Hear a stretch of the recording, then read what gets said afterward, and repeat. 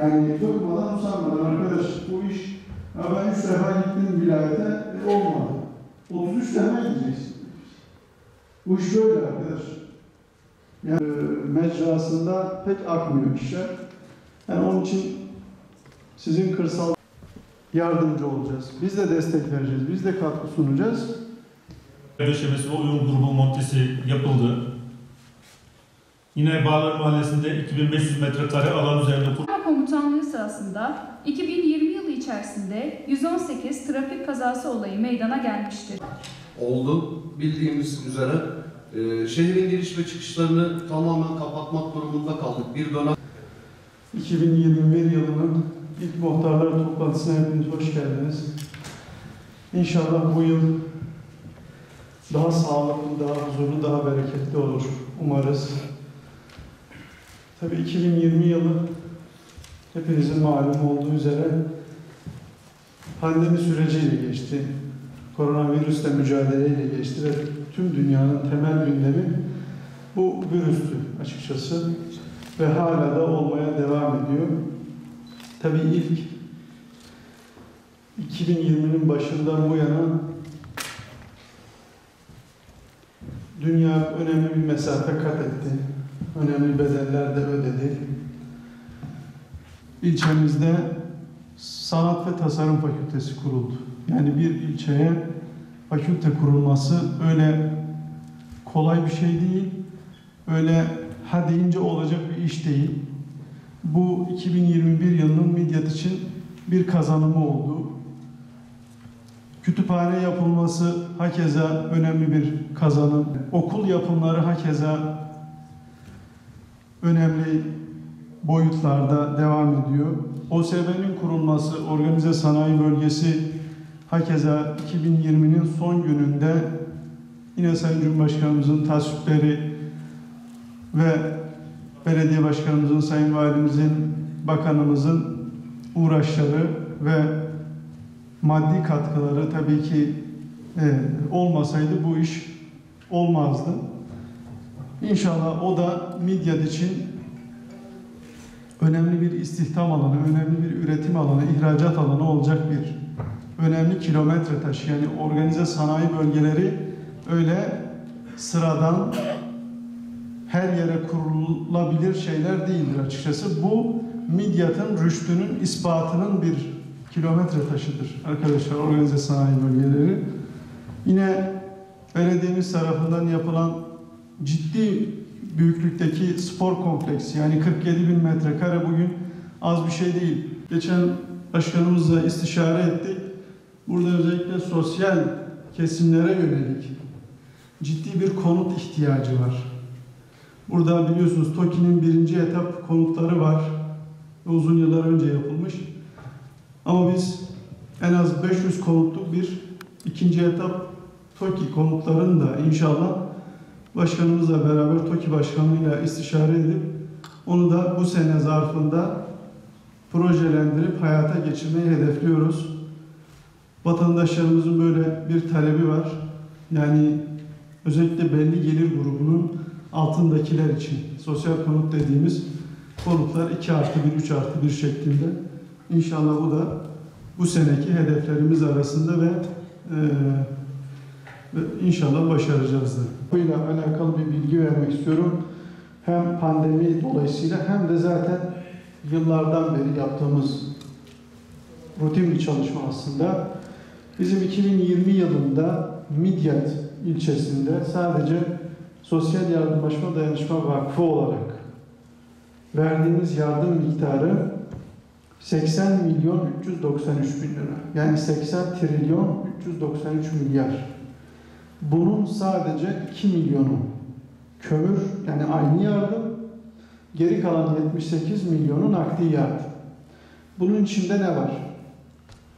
Pandemi yardımı var, çocuk maaşı var, dul maaşı var, öksüz yetim maaşı var, asker maaşı var, engelli maaşı var, yaşlı maaşı var ve daha sayamadığım birçok diğer işte sağlık yardımı, yangın yardımı, sel yardımı vesaire toplam 80.393.000 sadece bizim vakfımızın verdiği. Sosyal Hizmet Merkezimiz tarafından verilen evde bakım aylığı da toplam bizim Midyat'ta 1368 vatandaşımız evde bakım hizmeti almaktadır. Bunların da toplam aldığı yardım 25 milyon üzerinde. Yine sosyal ekonomik destek alan vatandaşlarımız var. Özellikle 18 yaş altı çocuklarımız var. Bu yardımlar hariç, yani totalde 2020 yılında Midyat'ta sosyal yardım anlamında verilen para miktarı yaklaşık 120 milyon TL. Devletimiz sağ olsun her dezavantajlı vatandaşımıza, yani engellisine, yaşlısına, çocuğu olana, fakir olana vesaire gerekli desteği veriyor. Yani bu piyasanın nasıl döndüğünü merak edecek olanlar olursa işte bu parayla dönüyor. Yani 120 trilyon para.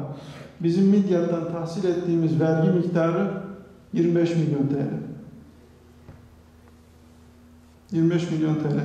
Tabii bu devletimizin sadece sosyal yardım yönünün harcaması.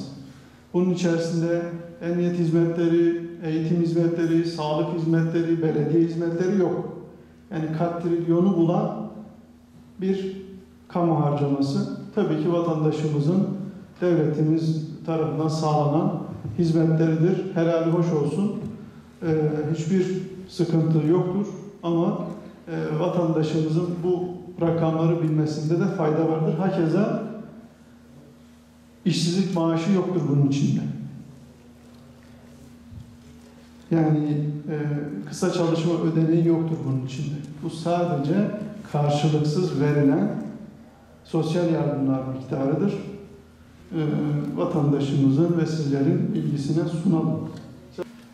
2021 yılının ilk toplantısını yapıyoruz. Tabii 2021'de hedeflerimiz çok. Özellikle kırsal kesimlerle ilgili gerek altyapı ve gerek köy yollarıyla ilgili, parke ile ilgili çalışmalarımız olacak. Fakat şunu belirtmekte fayda var. Değerli muhtarlara özellikle seslenmek istiyorum. Köy yolları olsun, kanalizasyon olsun, altyapı çalışmaları büyük şehre aittir. Biz sizlerin adına yazılı müracaatta bulunduk. Bütün köylerin genel durumunu, özetini çıkardık ve Büyükşehir'e bildirdik. Büyükşehir buna göre planlama yapacağını söyledi. Onun için bu işin takibini bizden ziyade kaymakamlık aracılığıyla veya sizlerin bizzat Büyükşehir'e giderek oradan takip etmeniz gerekiyor. Çünkü sonuçta altyapı yapılmadığı zaman biz sizlere parke hizmeti veremeyeceğiz ilçe belediyesi olarak. Diğer konular pek fazla kırsaldaki muhtarlarımızı ilgilendirmiyor. Mezbahane olsun, mezarlıklar olsun. Tabii onları da burada biz yüklendik, biz götürüyoruz. Büyükşehir'e ait olmasına rağmen.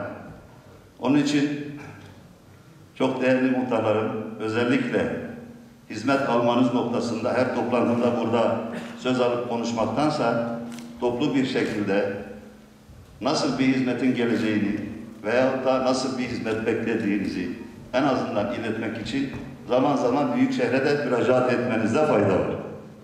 Ben kısaca söyleyeceklerim bunlar.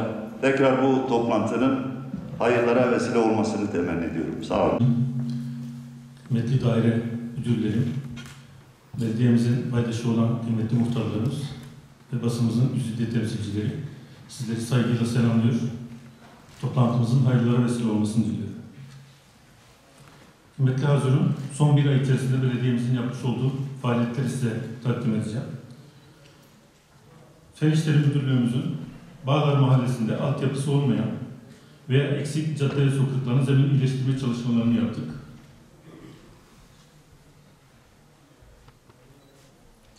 Yine Sanayi Mahallesi'nde altyapısı olmayan veya eksik cadde ve sokakları zemin iyileştirme çalışmalarını yaptık. Sayın Başkanıma camilerde yaptığı yardımlardan dolayı bütün belediye çalışanlarına teşekkür ediyorum. Bizim köy içi biliyorsunuz birkaç defa da ekipleri gönderdiğiniz için başkanım teşekkür ediyoruz ama herhangi bir malzeme gelip dökülmedi. Köyden çıkan 2 tane yolumuz var. Güney tarafında yağmur yağdığı zaman bayağı da çamur oluyor. Vatandaşlar gelip gitmekte çok sıkıntı çekiyor. Sayın Kaymakam, şimdi bizim mahallede kentsel dönüşüm olduğu için bazı sokaklar çok dardır. Bunlara levha istiyoruz. Birçok kez dile getirdik ama bunun üstünde durulmadı. Ve bizim 50 metrelik ve 20 metrelik yol gerçekten çamurdan geçirmiyor. Mahallelik ondan çok rahatsız. Toplam 70 metre. Sayın Kaymakamım, bizde bir tane yıkık ev var. Şu anda resimleri de burada var zaten.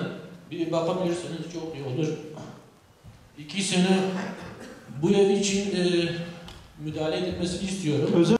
Birinci sorunu altyapımızın bozuk olması. İnşallah bu 2020 yılında bunun yapılmasını rica ediyoruz. Diğer sorun arazi yollarımızın bir bölümünü Allah razı olsun belediye başkanımızın katkılarıyla yerine getirmiş oldu. Teşekkür ediyoruz.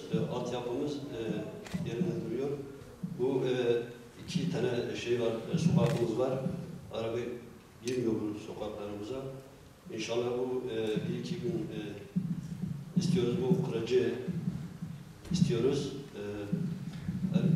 Her iki belediyemizden, Büyükşehir Belediyesi ve buradaki belediyemizden kırıcı istiyoruz. Diğer konu bir okulumuz var, eski okulumuz. Bu tamirat istiyor, bunun yapılmasını da rica ediyorum. Sorun Milli Eğitim Müdürümüze olacak. Sayın Müdürüm, bizim okul hangi aşamadadır? Geçenlerde gelmiştiniz, ihalesi falan projesi yapılacaktı. İkincisi, köyde çok başarılı öğrencilerimiz var. Ama maalesef onlar canlı ders yapamıyorlar. Sürekli bana dile getiriyorlar. Hatta bunlarla ilgili bir çalışma yapabilir miyiz? Yani çok önemli onlar. Çünkü gençler çok ilerlemek istiyorlar. Aksi halde yani derslerini yapamıyorlar. Hangi derslerde çalışacaklarını bilmiyorlar. Yani o öğrencilere bir an önce onlara yani bizden ne imkan varsa yardımcı olursak çok iyi olur. Bizim Milli Eğitim Müdürlüğü, okul müdürlükleri marifetiyle tespit edilen 12.000 civarı öğrencimiz var. Yani tablet, bilgisayar vesaire ihtiyacı olduğu değerlendirilen. Bunların ilk etap sevki yapılmaya başlandı. 12.000 civarı dediğim gibi öğrencimize tablet verilecek. 2291 adedi inşallah yakın zamanda dağıtmış olacağız. Tabii bu bir dağıtım planı dahilinde Türkiye geneli yapılıyor. Mardin'de de 3 ilçede dağıtım yapıldı. Geri kalan 7 ilçe için sevkiyat devam ediyor. O konuda inşallah önümüzdeki günlerde hızlı bir mesafe kat edeceğiz. Yani bu konu takip ediliyor ve dediğim gibi tablet tedariğiyle beraber bu ihtiyaç inşallah en kısa sürede giderilecek. Hepinizi ilgilendiren bir konu ve bizi de tabii ki ilgilendiren ve bizim takip ettiğimiz bir konu. Tabii bu dediğim gibi tüm Türkiye çapında olan bir tedarik süreci olduğu için biraz zaman alıyor. İnşallah kısa sürede bu dağıtımı bitirmiş olacağız. 2021 yılı inşallah hepimize 2020 yılı gibi sıkıntılı geçirmez. Onu umut ediyoruz. Hepinize iyi bir yıl diliyorum ilk etapta. İlçe Emniyet Müdürlüğümüz 2020 yılında yeni binamıza taşınarak başladık. Güzel bir şekilde başladık 2020 yılına. Lakin Mart ayından sonra pandeminin gelmesiyle beraber biraz sıkıntılara girdik. Hepimiz ülke olarak. Yeni hizmet binasına Ocak ayında taşındık. 10 Nisan'da açılışını planlıyorduk. Fakat pandemi dolayısıyla ertelemek zorunda kaldık. Tüm birimlerimizi hizmet binamızda faaliyete geçirdik. Devriye ekipleri amirliği oluşumu yaptık. Eski karakolumuzun, eski polis merkezimizin olduğu yerde Çevik Kuvvet ve Devriye Ekipler Amirliği binamız var. Mal varlığına karşı işlenen suçlar, bu bizim hırsızlıklar tabir ettiğimiz suçlarımız. Düşüşte 371 iken 345 olmuş. Toplamda 1506 geçen sene 2019'da suç sayımız varken bu sene 1596'ya yükselmişiz. Hırsızlıklarda genelde baktığımız zaman toplam hırsızlıklarda, iş yeri ve evden hırsızlıklar konusunda %18 bir azalmamız var 2019 senesine göre. Hırsızlıkları aydınlatma oranlarımızda da %17.88 bir azalmamız var. Önümüzdeki senelerde inşallah orada çok daha farklı bir mimariyle, çok daha güzel bir binayla karşılaşacağız. Projemizin çizilen bina örneği bu. Eski hali, patlamış hali ve yeni çizilen bina örneği gösterdiğimiz üzere bu hale dönüşecek. Midyat İlçe Jandarma Komutanlığı'nın 2020 yılı değerlendirme briefingini bildiğim vazifesi ve 2020 yılı değerlendirmesi başlıkları altında arz edeceğim. Bildiğim vazifesi. Midyat İlçe Jandarma Komutanlığı, Mardin İl Jandarma Komutanlığı'na bağlı olup B sınıfı kadrosu uygulanmaktadır. Kuruluşunda bir karargah, 3 jandarma trafik timi, 1 olay yeri inceleme timi, 1 suç araştırma ve önleme timi, 1 güvenlik korucu kısmı, 2 mayın arama köpek unsuru, 1 bomba arama köpek unsuru, 1 jandarma asayiş koruma ve sevk timi, 1 operasyon timi ve 1 merkez, 1 meydana gelen uyuşturucu olaylarında 65 şüpheli hakkında işlem yapılmış, 4 şüpheli tutuklanmıştır. Meydana gelen uyuşturucu kaçakçılık olaylarında ele geçirilen malzemeler yansımızda gözükmektedir. Aslında 2020 yılı içerisinde bir silah kaçakçılık olayı meydana gelmiştir. Meydana gelen silah kaçakçılığı olaylarında 2 şüpheli hakkında adli işlem yapılmış, 1 adet Kaleşnikov piyade tüfeği, 1897 adet çeşitli ebatlarda fişek, 37 adet şarjör ele geçirilmiştir. 2021 yılının tekrar ülkemiz için, milletimiz için, ilçemiz için, tüm vatandaşlarımız için hayırlara vesile olmasını diliyorum. Tüm çalışma arkadaşlarımıza, muhtarlarımıza, belediyemizde çalışanlarına, ilçemize sunmuş oldukları hizmetler için teşekkür ediyoruz. İnşallah 2021 yılı daha hayırlı, daha huzurlu.